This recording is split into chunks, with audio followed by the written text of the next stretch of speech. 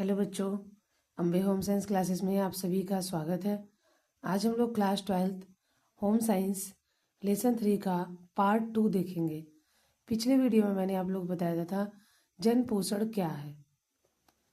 आज हम लोग पढ़ेंगे कि जन पोषण की समस्या क्या है। जन पोषण यानी अभी हमारे समाज में कौन कौन सी ऐसे कुपोषण की कमी हो रही है जिसकी वजह से बच्चे कुपोषित हो रहे हैं, और इसके लिए सरकार द्वारा क्या क्या प्रोग्राम चलाया जा रहा है। ठीक है, तो चलिए हम लोग शुरू करते हैं। जन पोषण की समस्या। देखिए बेटा, जन पोषण की समस्या सिर्फ भोजन ही नहीं है। ऐसा नहीं है कि सिर्फ भोजन ना मिलने से ही हमें जन पोषण की समस्या हो रही है। जन पोषण की समस्या में आपका जल का भी बहुत बड़ा रोल होता है। आप देखते हैं बारिश के मौसम में जो मलिन बस्ती में रहने वाले लोग होते हैं, या फिर जो ऐसे जगह पर रहते हैं जहाँ नदी तालाब होते हैं, जहाँ गड्ढे होते हैं, वहाँ पे बहुत ज़्यादा संक्रामक रोग पनपते हैं जो जल के द्वारा फैलता है, जैसे हैजा, टाइफाइड, इसके बाद अतिसार, पेचिस, फिर पीलिया।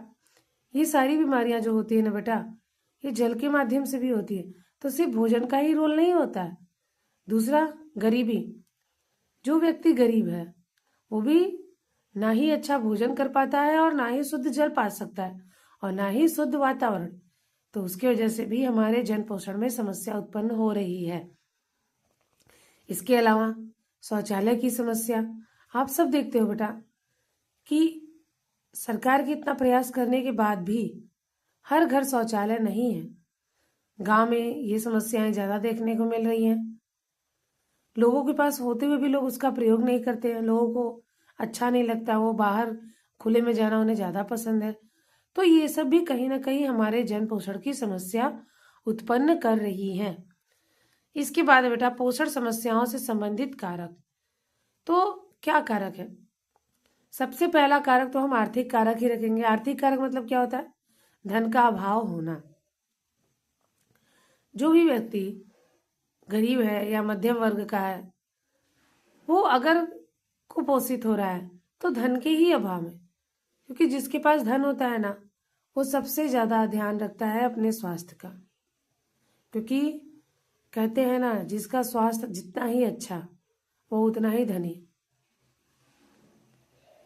इसके बाद है कृषि नीति। बेटा, हमारा भारत देश ना कृषि प्रधान देश है। आप देखते होंगे नौकरी करने वाले लोग धीरे धीरे आगे ही बढ़ते जाते हैं, लेकिन खेती करने वाला, जबकि वही किसान सबको भोजन प्रदान करता है, लेकिन वो आगे नहीं बढ़ पाता। कारण क्या है? खेती में आप निर्भर रहते हो भगवान के ऊपर, मौसम के ऊपर, लेकिन नौकरी में आपका फिक्स है बेटा। आंधी आए, तूफान आए, बाढ़ आए, कुछ भी हो जाए, लेकिन उनका जो महीने का वेतन है वो उन्हें मिलेगा ही मिलेगा। यहाँ किसान पूरी लागत लगा करके फसल तैयार करता है और एक आंधी, तूफान, बारिश, बाढ़ आने के बाद धीरे से सब खत्म कर देता है। तो किसान अपने आप को आगे बढ़ा ही नहीं पाता है। तो जो हमारे खेती की जाती है, उसके उत्पाद, खाद्य पदार्थों के मूल्य, ये सब भी हमारे कृषि को बहुत ज्यादा प्रभावित कर रहा है। किसान अन्न पैदा करता है, लेकिन उस अन्न का दाम वो नहीं निर्धारित कर सकता। इसका निर्धारण सरकार की तरफ से होता है, मंडी की तरफ से होता है। तो इसमें समस्या किसानों के लिए है ना। मेहनत वो करता है, लागत कितना लगाया, उसे कितना प्रॉफिट होना चाहिए, लेकिन उससे नहीं पूछाता। पर कंपनी में, किसी भी कंपनी में अगर मालिक कुछ भी तैयार करता है तो वो कंपनी का दाम, सामान का दाम मालिक खुद निर्धारित करता है। इसके बाद है बेटा स्वास्थ्य देखभाल सुविधा।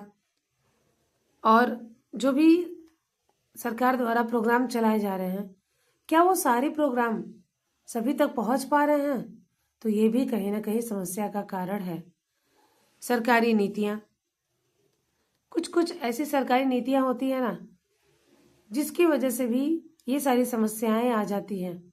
जैसे गांव के पास में किसी कंपनी को खोल देना, उससे निकलने वाला प्रदूषण।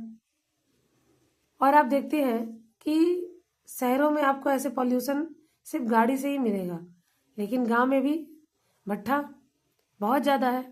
किसी किसी गांव में तो एक एक एक के साथ साथ चार चार पांच पांच है।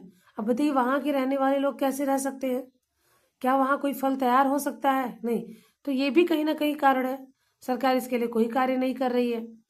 राजनीतिक कारण, सामाजिक सांस्कृतिक कारण, तो ये सारे जो कारण है बेटा, ये कहीं ना कहीं हमारे स्वास्थ्य को, जन स्वास्थ्य को प्रभावित कर रहा है। अब हम देखेंगे बेटा, जो इम्पोर्टेंट है, जो आपके हाफेली हो, प्री बोर्ड हो या फिर बोर्ड का पेपर, उसमें जरूर आएगा बेटा, भारत में पोषण संबंधी समस्या। तो भारत जो है बेटा ना, वो दो प्रकार के पोषण को झेल रहा है, अति पोषण और अल्प पोषण। अब आप कहोगे मैम अति पोषण और अल्प पोषण दोनों कैसे? क्योंकि भारत के लोगों की सोच ऐसी है ना बेटा, जिनके पास धन बहुत ज्यादा है वो खा खा के परेशान हो रहे हैं, और जिनके पास नहीं है वो बिना खाए परेशान हो रहे हैं। तो भारत दो प्रकार के कुपोषण को झेल रहा है, अति पोषण और अल्प पोषण। पहला है बेटा प्रोटीन ऊर्जा कुपोषण, जिसे हम बोलते हैं प्रोटीन एनर्जी माल न्यूट्रिशन। थोड़ा सा मैं समझाऊंगी इसको आप लोगों को।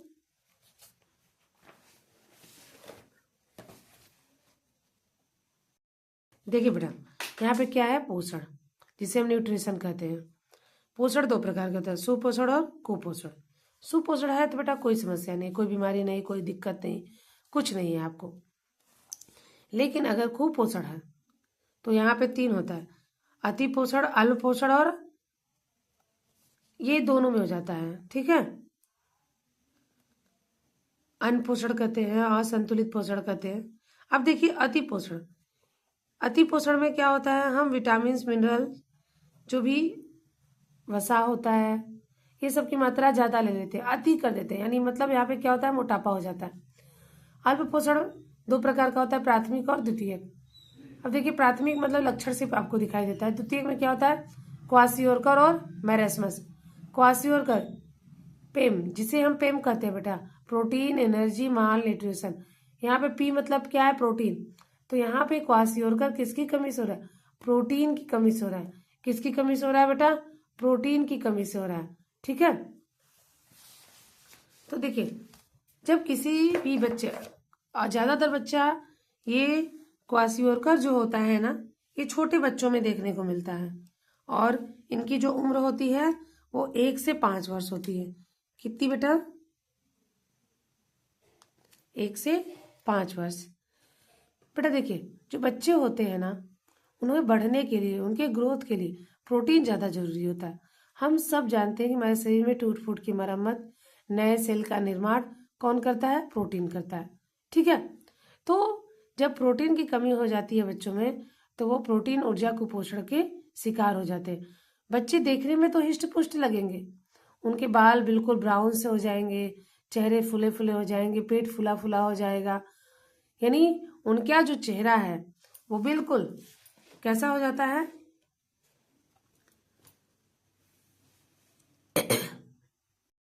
चंद्रमा के जैसा, ठीक है बेटा। इसे मून फेस कहते हैं, यानी प्रोटीन की जब कमी होती है तो बच्चों का जो चेहरा होता है वो चंद्रमा के जैसा हो जाता है। इसके बाद प्रोटीन एनर्जी माल न्यूट्रिशन जो होता है बेटा, बच्चों में जब हम प्रोटीन की कमी कर देते हैं तो बच्चों को उस कंडीशन में अगर अतिरिक्त प्रोटीन नहीं दिया गया तो धीरे धीरे वो बच्चे कुपोषित होते जाते हैं, और एक दिन वो मृत्यु के भी शिकार हो जाते हैं। और ये समस्या बेटा बहुत ज़्यादा गंभीर है। इसमें हमें वो जो बच्चे होते हैं ना, उन्हें भोजन, और ऐसा भोजन देना चाहिए जिसमें प्रोटीन भरपूर हो। इसीलिए कहते हैं बेटा बच्चों को दूध जरूरी होता है, क्योंकि दूध में भी प्रोटीन होता है, चाहे माँ का दूध हो, चाहे गाय का दूध हो, चाहे भैंस का दूध हो, चाहे किसी का भी दूध हो। बच्चों को दाल का पानी देना, अगर ये सब के द्वारा हम नहीं कर पा रहे हैं तो बच्चों को हमें टीका भी लगवाना चाहिए, ठीक है। समस्या जो है वो ऊर्जा और प्रोटीन के, देखो बेटा यहाँ पे ऊर्जा एवं प्रोटीन की अपर्याप्त ग्रहण नहीं, मैं आपको थोड़ा समझाना चाहूंगी कि प्रोटीन ऊर्जा कुपोषण पेम जो है बेटा, ये दो प्रकार का हो जाता है, एक क्वासियोरकर होता है और एक मैरस्मस।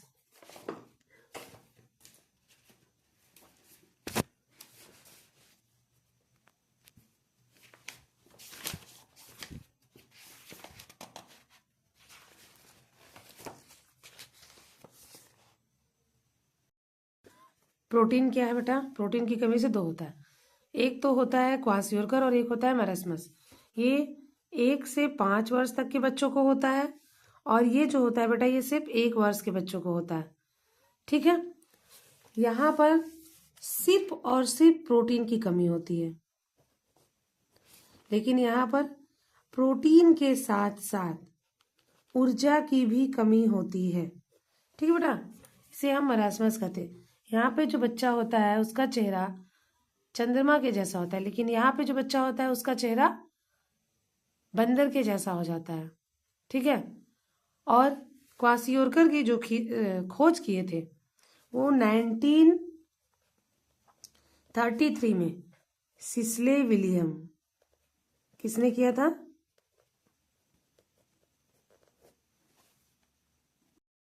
Sisley William. इसमें क्या होता है ना बेटा, जो बच्चे का शरीर होता है वो देखने में बिल्कुल फुला फुला, जिसके कारण उसे ओडिमा की समस्या हो जाती है। ओडिमा मतलब क्या होता है? शरीर में अतिरिक्त पानी का जमाव हो जाना। इसके बाद त्वचा पर उसके धब्बे हो जाते हैं। और मरस्मस में क्या होता है बेटा? यहाँ पे मरस्मस में प्रोटीन और ऊर्जा दोनों, यहाँ पे बच्चे का शरीर बिल्कुल पतला दुबला हो जाएगा, यानी उसका जो छाती होता है ना वो कबूतर जैसा हो जाता है, पिजन चेस्ट। बच्चा बिल्कुल पतला दुबला हड्डी जैसा हो जाता है। मैं दिखाती हूँ, चित्र आपकी बुक में दिया है।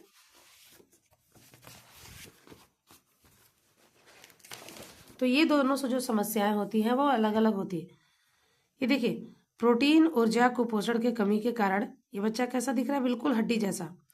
और जहाँ मैरस्मस होता है बेटा वो बच्चा का चेहरा बिल्कुल फूला फूला। मैं देखती हूँ, है कि मेरे पास नहीं फोटो। देखिए बेटा, ये बच्चे को देख रहे हैं, इसकी छाती ऐसा लग रहा है कि हम इसको गिन लेंगे। ये क्या है? सूखा रोग। इसे ही हम क्या बोलते हैं? मरस्मस। इसके बाद देखिए यहाँ पे ये है बच्चा आपका क्वासियोरकर से प्रभावित। इसका देख रहे, पेट निकला सा लग रहा है ना, फूला फूला सा पेट लग रहा है। हाथ पैर पतला रहेगा लेकिन पेट फूला रहेगा, चेहरा फूला रहेगा। तो ये क्या है? क्वासियोरकर की कमी के कारण हो रहा है। यहाँ पे बच्चा हमें देखने में तो हेल्दी लगता है, लेकिन उसके शरीर में पोषण की कमी होती है। ठीक है,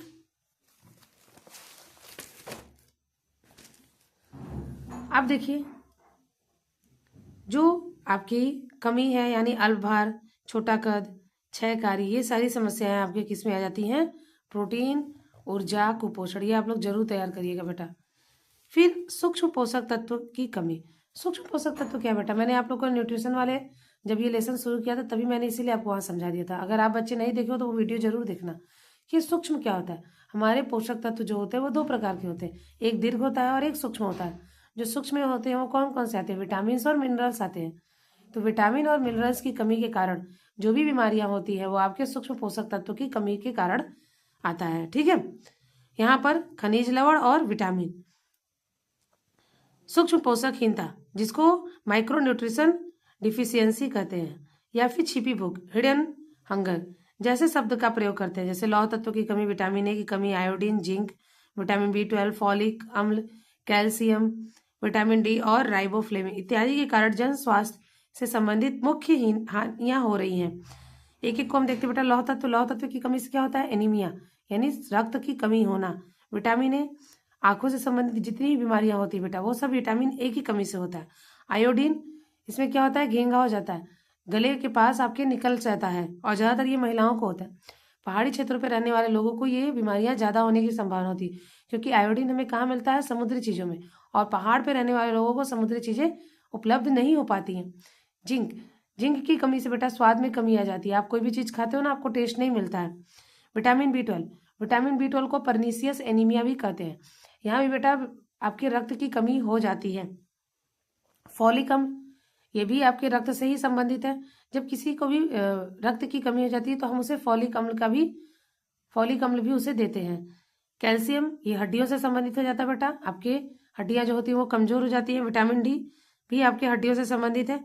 विटामिन डी और कैल्शियम दोनों दोस्त होते हैं। राइबोफ्लेविन, ये सारी जो बीमारियां हैं बेटा ये सब किसकी वजह से है? सूक्ष्म पोषक तत्वों की कमी के कारण है। आगे देखते हैं आप में क्या और दिया है। तो लौह तत्व यानी आयरन की कमी से अरक्तता। लौह तत्व क्या है बेटा? इसे ही हम आयरन कहते हैं, है ना। तो आयरन डिफिशियंसी एनीमिया, इसको IDA शॉर्ट फॉर्म में भी पूछता है बेटा। IDA क्या है, तो ये याद रखिएगा, आयरन डिफिशियंसी एनीमिया, ठीक है, IDA। अभी आगे आएगा आपका IDD, ठीक है। देखिए, यह विश्व का सबसे अधिक सामान्य पोषण विकार है। क्यों? क्योंकि चाहे वो विकसित देश हो चाहे विकासशील देश हो, दोनों देशों में विद्यमान है। लौह तत्व की कमी से अरक्तता हो जाता है। जब शरीर में हीमोग्लोबिन बनना कम हो जाता है, यानी काफी मात्रा में कम हो जाता है, तो उसका परिणाम क्या होता है, हीमोग्लोबिन का स्तर कम हो जाता है और शरीर में हीमोग्लोबिन नहीं होता। जब शरीर में हीमोग्लोबिन नहीं होगा बेटा, तो ऑक्सीजन आपकी बॉडी में कैसे जाएगा, क्योंकि जो आपकी शिराएं होती हैं वो रक्त को लेकर जाती है हृदय में। हृदय से रक्त आपका जाता है फेफड़े के पास शुद्ध होने के लिए। फेफड़ा क्या करता है, उसमें ऑक्सीजन को डालता है और फिर वो रक्त धमनी के द्वारा पूरे शरीर में, यानी पूरे शरीर में प्रवाहित होता है ऑक्सीजन युक्त रक्त, जिसकी वजह से उसका रंग लाल हो जाता है और चमकीला सा होता है, साइन देता है। आप देखते हो जैसे ही आपको चोट लगती है रक्त बाहर आता है, बहुत लाल लाल सा दिखता है, लेकिन थोड़ी देर बाद वो जम जाता है। क्यों जम जाता है? क्योंकि उसमें तो हिपैरिन होता है। हिपैरिन क्या करता है, उसको हिपैरिन अंदर जो रहता है वो रक्त को जमने नहीं देता, लेकिन जैसे ही बाहर निकलता है रक्त को जमा देता है। और कहीं ना कहीं आपकी ऑक्सीजन क्या होती है, वायुमंडल के साथ मिल जाती है, जिसकी वजह से ब्लड में ऑक्सीजन न रहने से ब्लड गाढ़ा और थक्का जैसा हो जाता है, ठीक है। तो जब लौह तत्व की कमी होगी तो पीलापन हो जाएगा शरीर में। नेत्र जो श्लेष्मा होती है आपके, जो आंखों के व्हाइट वाला भाग होता है, उसका रंग पीला पीला सा हो जाएगा। जीभ, नाखून, ये सारे आपको कैसे दिखाई देंगे, पीला पीला, जिससे हमें समझ में आ जाता है कि हमारे शरीर में रक्त की कमी है। तो ये आप देख लीजिएगा बेटा, ये सब जरूरी है, क्योंकि आपके जीवन से भी जरूरी है ये, इसीलिए ये सब चीजों को अच्छे से देखिए। और इस लेसन से क्वेश्चन आता है बेटा। अब विटामिन ए की कमी, देखो बेटा, विटामिन ए की कमी के कारण, यानी विटामिन ए डिफिशियंसी, इसमें क्या होता है, एपिथेलियम, जो हमारी आंख होती है ना, उसका जो उपकला होता है वो एपिथेलियम, वो क्या हो जाता है, विटामिन ए की कमी के कारण प्रभावित हो जाता है। और रोग प्रतिरोधक क्षमता, यानी विटामिन ए, विटामिन सी और विटामिन ई, ये 3 विटामिन ऐसे बेटा जिसको हम रोग प्रतिरोधक क्षमता कहते हैं, ठीक है। ये विटामिन ए, विटामिन सी और विटामिन ई अगर हमारे बॉडी में पर्याप्त मात्रा में है तो हम किसी बीमारी से जल्दी बीमारी से ग्रसित नहीं हो सकते। ये बीमारी से लड़ने की क्षमता को बढ़ाता है। आप कोरोना में देखे होंगे कि लोग ज़्यादातर विटामिन सी का प्रयोग कर रहे थे। क्यों? क्योंकि विटामिन सी, विटामिन ए, ये आपके रोग प्रतिरोधक क्षमता को बढ़ाता है। तो विटामिन ए जो है बेटा, जब इसकी कमी हो जाती है तो इसका सबसे पहला लक्षण हमको रतौंधी देखने को मिलता है। इसमें बहुत सारे बेटा, इसमें अभी आप देखे थे 2 साल पहले कंजक्टाइवा बहुत तेजी से फैला था, बच्चे के आंख सूज जाते थे, लाल लाल, बच्चे चश्मा लगा लगा के स्कूल जाते थे, वो विटामिन ए की कमी से ही होता था। वो भी अच्छा नहीं होता है, वो बहुत तेजी से फैलता है। अगर एक प्रभावित हुआ है, अगर दूसरा भी देख लिया, क्योंकि बेटा ये सब संक्रामक रोग है ना, एक से दूसरे को बहुत तेजी से फैलता है। तो ये आपका क्या हो गया, यानी रतौंधी जैसी बीमारी हो जाती है। इसमें क्या होता है, आंखों की रोशनी चली जाती है। शुरुआत में क्या होता है, अंधेरे में दिखाई देता है, उसके बाद धीरे धीरे आंखों की रोशनी चली जाती है। अब देखिए विटामिन ए के संक्रामक दुष्चक्र क्या है। विटामिन ए की कमी हुई, संक्रमण के लिए अधिक संवेदनशील, फिर विटामिन ए की कमी की अधिक क्षति, इस तरह से आपका चक्र चलता है। अब आता है बेटा आयोडीन हीनता विकार, जिसको मैंने बताया था ना, IDD, आयोडीन डिफिशियंसी डिसऑर्डर, ठीक है। ये भी आप जरूर देखिए। आयोडीन की आवश्यकता सामान्य रूप से मानसिक, कहते बेटा जो गर्भावस्था में जब माँ सही रूप से आयोडीन युक्त नमक का ग्रहण नहीं करती है बेटा, तो बच्चे जो होते हैं जन्म के बाद कमजोर होते हैं या फिर वो बौने हो जाते हैं। तो आपका जो आयोडीन है, अगर इसकी कमी होती है तो मानसिक और शारीरिक वृद्धि रुक जाती है, ठीक है।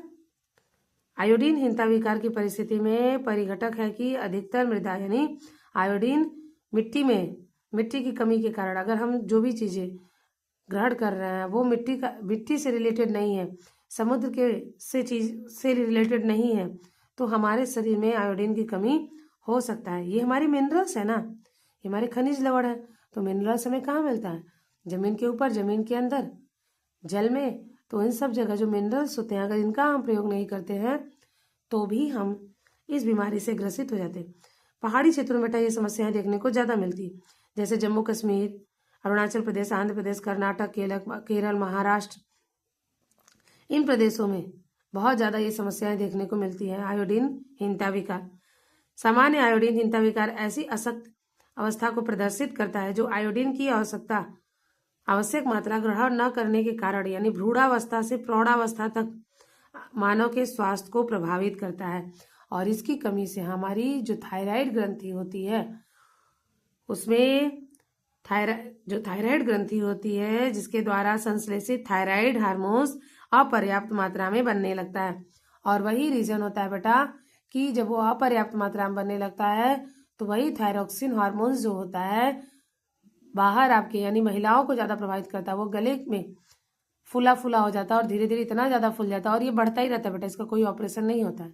अगर शुरुआत में आपने इसका ट्रीटमेंट करवा लिया तब तो आप सुरक्षित हो, नहीं अगर वो बड़ा हो गया तो फिर उसको हटाना मुश्किल हो जाता है। फिर उसमें वही क्या हो जाता है, थायरोक्सिन हार्मोन्स की कमी के कारण उसमें सूजन आ जाता है। ठीक है, ये देखिए बेटा विटामिन ए की कमी के कारण ये सब हो रहा है। कंजक्टाइवा, ये जो आप देखे थे पूरा आँख ऐसे लाल हो जाता था, सूजा सूजा। फिर बाइटोट स्पॉट, बाइटोट स्पॉट में क्या होता है, आँख के किसी भी जगह आप देखो किसी किसी बच्चे के या किसी किसी की आँख में कुछ काला सा धब्बा जैसा दिखता है, वो क्या है, बाइटोट स्पॉट है। कैरेटोमेलेसिया, ये सबसे घातक होता है बेटा, ये सबसे घातक होता है। यानी विटामिन ए का सबसे लास्ट स्टेज होता है कैरेटोमेलेसिया। इसमें आपका ये जो ब्लैक वाला भाग होता है ना बिल्कुल वाइट सा होने लगता है, फिर व्यक्ति को दिखाई नहीं देता और इस कंडीशन में व्यक्ति को बचाना भी बड़ा मुश्किल होता है। अंततः उसके आँख की रोशनी चली ही जाती है। अब देखिए आयोडीन की कमी के कारण बेटा यहाँ पे देखिए ये है ना घेंघा रोग महिला को हुआ है और ये इतना ज़्यादा लटक जाता है बेटा, जैसे जैसे उम्र बढ़ती जाती है ना इसका भार बढ़ता जाता है। और बौनापन, ये दोनों कमी हो जाती है आपके आयोडीन की कमी के कारण। मैंने इसलिए आपको चित्र दिखाया ताकि आप अच्छे से क्लियर समझ ले। ठीक बेटा, तो अब हम लोग आगे बढ़ेंगे।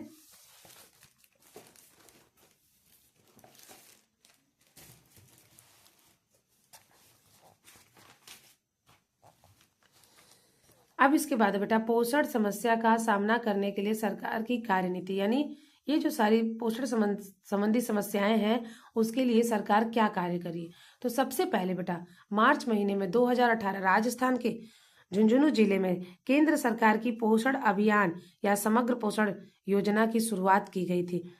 क्योंकि हमारा जो राजस्थान का एरिया है बेटा वो ज़्यादातर रेतीला है, वहाँ पे लोगों को उचित रूप से पोषण नहीं मिल पा रहा था, वहाँ के लोगों में कुपोषण की समस्या ज़्यादा देखने को मिली। तो 2018 से ये पहल शुरू की गई थी पोषण अभियान।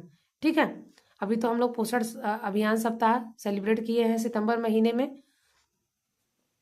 तो इस अभियान के अंतर्गत विभिन्न पोषण संबंधी जो समस्याएं हैं उन समस्याओं को दूर करना और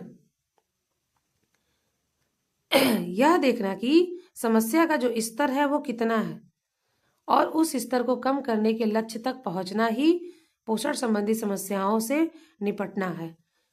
यह अभियान स्टटिंग यानी ठीक प्रकार से शरीर को बढ़ने या विकास होने से रोकता है।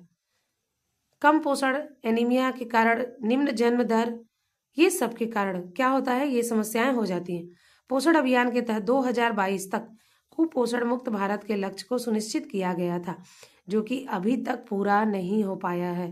पोषण अभियान का उद्देश्य आंगनबाड़ी सेवाओं के उपयोग द्वारा, आप देखते हैं आंगनबाड़ी केंद्र में महिलाओं को राशन दिया जाता है, यानी दलिया, दाल, घी, ये सारी चीज़ें दी जाती हैं ताकि वो बच्चों को, गर्भवती माँ को, धात्री माँ को दे सके ताकि बच्चों का विकास हो। चूंकि माँ का विकास होगा तो बच्चे का विकास होगा ही होगा। माँ अगर गर्भावस्था में उचित आहार ग्रहण करती है तो वो कभी भी कुपोषित नहीं होती और ना ही बच्चा कुपोषित होता है। तो इस तहत यानी इस योजना के तहत आंगनबाड़ी द्वारा ये सुविधाएं प्रदान की जा रही है। और ये आंगनबाड़ी किसके अंतर्गत आती है बेटा, ICDS। ठीक है, इंटीग्रेटेड चाइल्ड डेवलपमेंट। आंगनबाड़ी सेवा वितरण की गुणवत्ता गर्भवती महिला, माताओं, बच्चों के लिए समग्र विकास एवं पर्याप्त पोषण को सुनिश्चित किया जा सकता है। पोषण अभियान को महिला एवं बाल विकास मंत्रालय ने प्रथम वर्ष में 315 जिलों में लागू किया। ये याद रखना बेटा, पोषण अभियान किसके द्वारा चलाया जाता है, महिला एवं बाल विकास मंत्रालय, ये जरूर याद रखिएगा। ठीक है, पोषण अभियान किसके द्वारा चलाया जाता है, महिला एवं बाल विकास मंत्रालय द्वारा। प्रथम वर्ष में 315 जिले लागू हुए और दूसरे वर्ष में 235 जिले और उसमें जुड़ गए। देश में 0 से 6 वर्ष तक के पोषण की स्थिति में और गर्भवती तथा स्तनपान यानी लैक्टेटिव जो वुमेन होती हैं उनको प्रत्यक्ष या अप्रत्यक्ष रूप से इस योजना के अंतर्गत लाभ दी जाती है, ताकि हम माल न्यूट्रिशन यानी कुपोषण की समस्याओं से निपट सके। इसका कारण मुख्य रूप से क्या है? देश में कुपोषण संबंधी समस्याओं को समाप्त करना। ठीक है, तो ये अभियान किसके लिए चलाया जाता है? 0 से 6 वर्ष के बच्चों के लिए, गर्भवती माँ और धात्री माँ के लिए। समेकित बाल विकास, देखिए यहाँ पे है इंटीग्रेटेड चाइल्ड डेवलपमेंट सर्विस,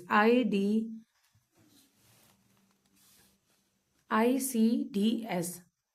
तो ये ICDS क्या सुनिश्चित करता है कि जो भी आवश्यक खाद्य पदार्थ है उसकी पुष्टि यानी नमक का आयोडीन द्वारा प्रबलीकरण, यानी यहाँ पे हम फोर्टिफिकेशन करते हैं। जब किसी भी पोषक तत्व में किसी पोषक तत्व की कमी होती है तो उसमें जब हम कोई अन्य पोषक तत्व मिला देते हैं वही हमारा फोर्टिफिकेशन यानी प्रबलीकरण कहलाता है।